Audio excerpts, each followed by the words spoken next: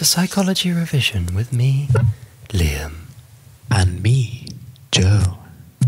Today we will be going through the cognitive section of the AQA AS Psychology, Specification A. Indeed we will. And we will start off with what is known as the MSM, the multi-store model. Unit 1. Awkward silence. Okay, let's start off with the multi-store model, which is basically where you have an environmental stimuli. For example, a clap. An stimuli. Yeah, that's what I said, You all right? mean Deal with it. A stimulus. Yeah, something like that.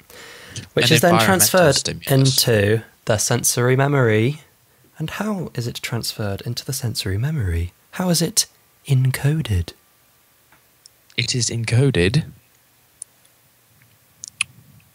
through the senses. That is correct. And this sensory memory has duration of less than seconds, as soon as you pay attention to it, it is immediately transferred into your short-term memory, which has a capacity of 7 plus or minus 2 items. a duration of 15 to 30 seconds. and is encoded via Acoustic/visual. ways, yes. Yes, both of those. And if you are to rehearse this information in your short-term memory, it will transfer to, the long-term memory. which has a capacity of, Unlimited.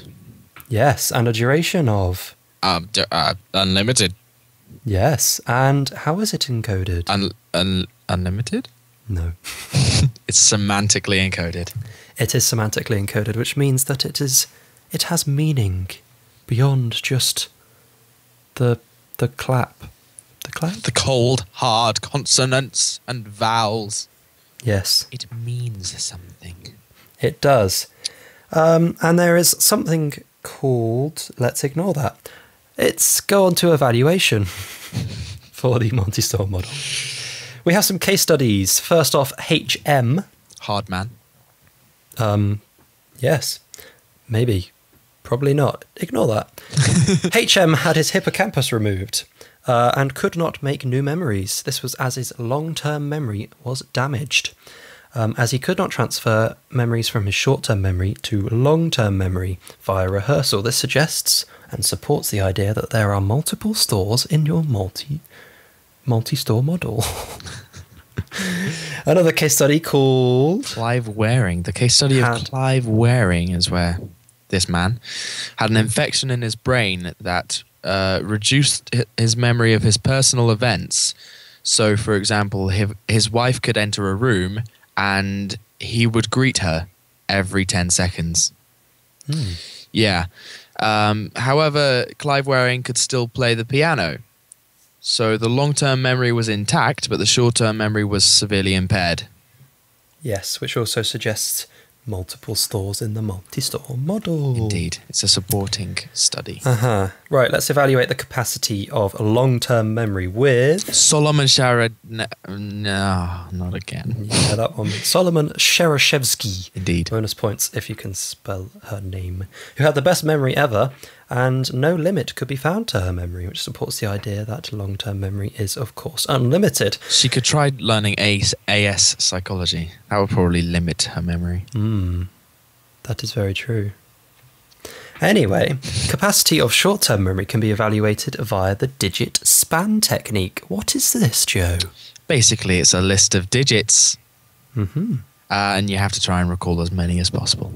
That is true. And yes, which can test the capacity of your short-term memory. And when participants did this, they could only recall said capacity 7 plus or minus 2 items, unless they did other things, which we will get onto at the end of the cognitive module. Indeed. Duration.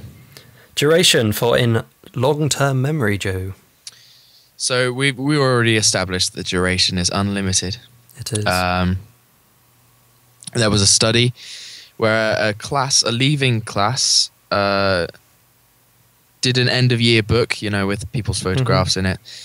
And they were asked to recognize photos of classmates from their school. They were. Now, the recall was very good until 34 years had passed between seeing the photos. Yep. And there was a sudden dip after 47 years.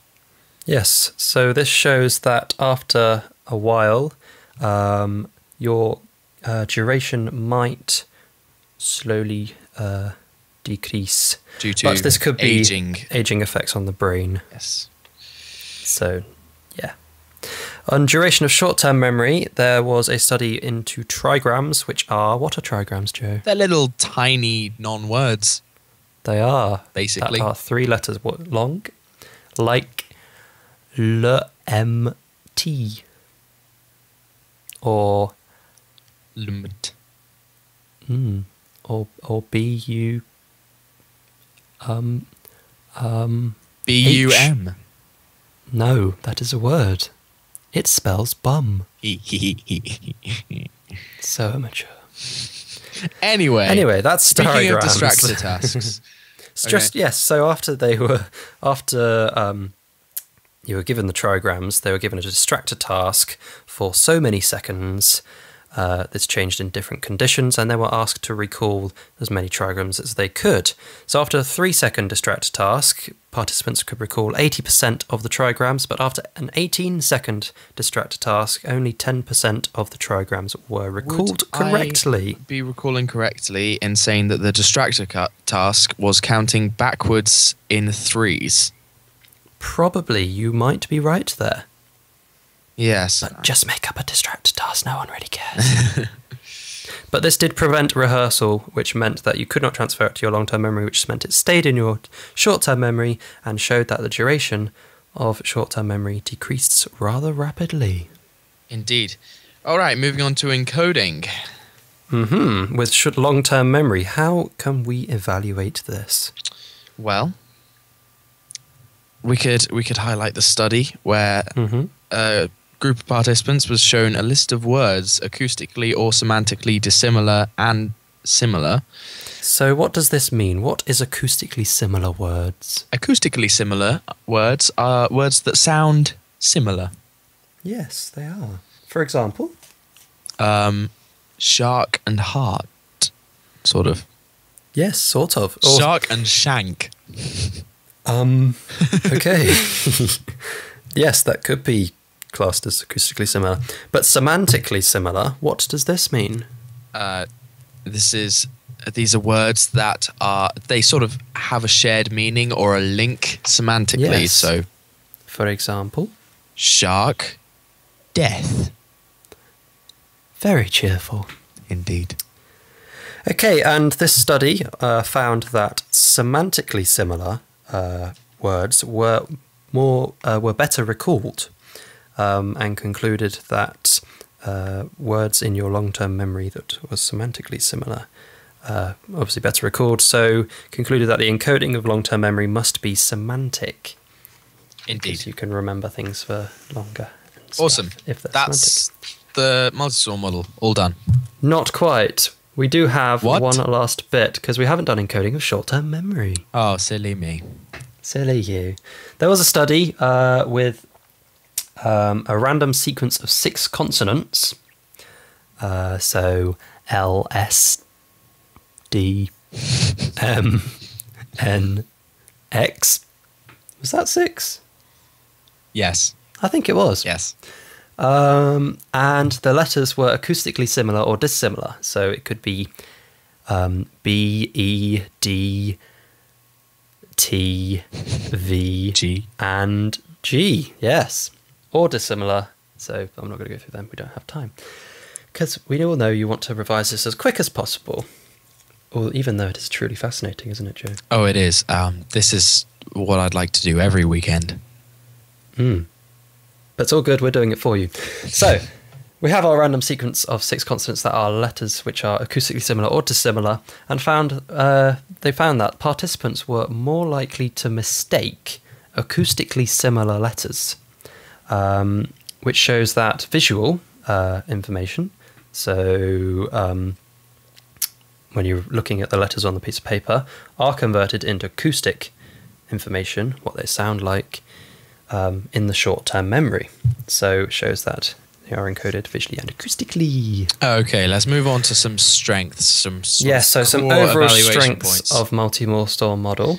So, firstly, because there wasn't a lot of research into memory at the time this model was written up, it was a vital contribution to memory research. It was. And it allows the construction of testable models of memory. Mm-hmm. It also, because it was almost the first of its kind, it provides a foundation for later work, which we will come on to in just a tick. We will talk about the WMMA. The WMMA, indeed. Mm-hmm. It's also good because there's a distinction between short-term memory and long-term memory that's supported by evidence. That's important. This lovely juicy evidence that we've been talking about. Indeed. But there are some weaknesses, aren't there, Joe? There are indeed. It's a bit. The multi-store model is a bit simple. It is. It's truly oversimplified. It is oversimplified. It also ignores the nature of the things we have to remember. For example, if you can see the thing, or whether you're hearing something, or whether you're smelling something. Indeed. You will probably remember them differently.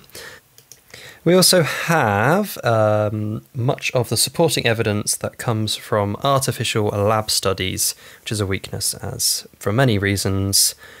For example, Joe, what are bad reasons of lab studies are artificial environments, and it's unlikely that when a participant's in a lab, they're going to behave as they would outside of it. There's always a danger of that, so it lacks mundane realism.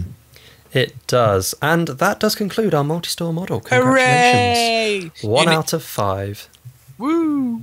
5 to go. Wait. 4 to go. 4 to go. I can't count.